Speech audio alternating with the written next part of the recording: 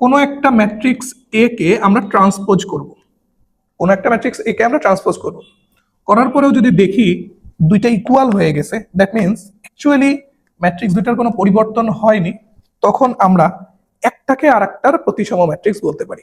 যেমন তুমি এখানে খেয়াল করো তো, এ ম্যাট্রিক্সটাকে ট্রান্সপোজ করছি, তাতে এ ম্যাট্রিক্সটার কোনো চেঞ্জ আসছে কিনা? প্রথম সারি 1 2 3 কে প্রথম কলাম বানাইছি, দ্বিতীয় সারি 2 4 5 কে দ্বিতীয় কলাম বানাইছি, তৃতীয় সারি 3 5 6 কে তৃতীয় কলাম বানাইছি। এবার তুমি মনোযোগ দিয়ে দেখো কোনো কি চেঞ্জ আসছে? কি জাদু, ম্যাজিক? চেঞ্জ আসেনি, এক্স্যাক্টলি চেঞ্জ আসেনি। তার মানে এরা একে অপরের প্রতিসম ম্যাট্রিক্স। বাট কথা হলো এখানে এরা একে অপরের প্রতিসম ম্যাট্রিক্স, এরা পরস্পর প্রতিসম, এরা পরস্পর প্রতিসম।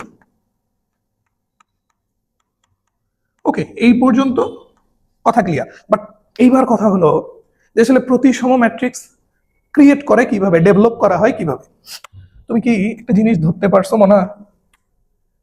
এইটা আর এইটা সেম, আবার এইটা এবং এইটা সেম, আবার এইটা এবং এইটা সেম। প্রধান কারণ কি হয় হোক, দ্যাটস নট আওয়ার কনসেপ্ট। এই কোনাকুনি এলিমেন্ট গুলা সেম কিনা? সেম। এবং তুমি আরেকটা জিনিস বলো, এই ভুক্তিটার নাম যদি হয় 1 2, এটা কিন্তু 2 1। এটার নাম যদি হয় 1 3, এটা কিন্তু 3 1। এটা যদি হয় 2 3, এটা কিন্তু 3 2। তার মানে আমি বলতে পারি না যে একটা ম্যাট্রিক্স তখনই প্রতিসম ম্যাট্রিক্স হবে, বা এইভাবে একবারে লিখে ফেলি নোটটা একবারে লিখে ফেলি।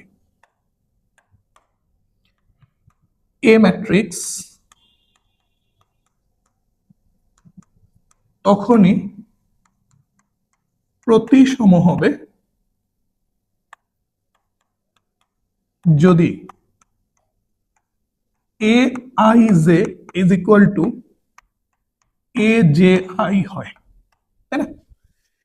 এ 1 2 এ 2 1 এর সমান, এ 1 3 এ 3 1 এর সমান, এ 2 3 এ 3 2 এর সমান। দ্যাট মিন্স এ একটা ম্যাট্রিক্স তখনই প্রতিসম হবে যদি A I J is equal to A J I হয়। এন্ড এই শর্তটার দিকে খেয়াল রাখবা ভালো করে, ঠিক আছে? ব্যাস, প্রতিসম ম্যাট্রিক্সের কাহিনী খতম।